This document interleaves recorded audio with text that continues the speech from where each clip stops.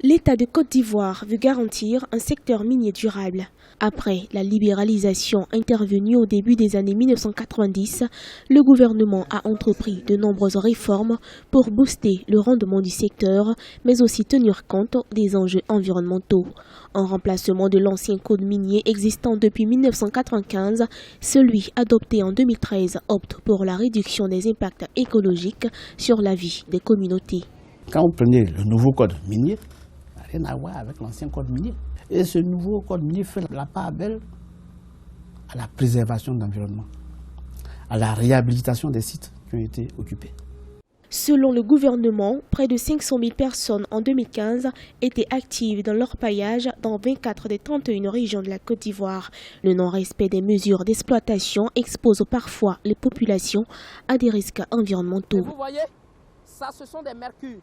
Pour les autorités, les entreprises minières ont le devoir de mieux organiser le secteur dont la viabilité va de pair avec le bien-être des populations. Cela passe par la réduction des inégalités sociales à travers des financements octroyés aux communautés, la mise en place d'un système d'exploitation et de modes de production conformes. On n'avait seulement que 3 classes. Les 3 classes étaient divisées.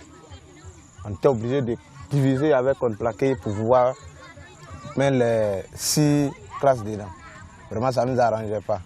Sur les différentes digues, on a placé des différents piézomètres. Et puis chaque semaine, on va faire un monitoring, c'est-à-dire qu'on va faire une surveillance de tous ces piézomètres pour s'assurer qu'on ne retrouve pas de l'eau dans la digue qui pourrait affecter la stabilité de la digue et créer plus tard un éboulement et qu'on puisse retrouver les eaux du processeur en dehors de ce périmètre-là. En 2016, ce sont 66 orpailleurs clandestins qui ont été interpellés par les autorités. 429 sites illégaux devaient être fermés avant la fin de l'année 2016. Face aux menaces environnementales et sociales que subissent les populations, l'État souhaite renforcer les mesures de protection des communautés et mieux organiser l'activité minière qui représente 5% du produit intérieur brut de la Côte d'Ivoire.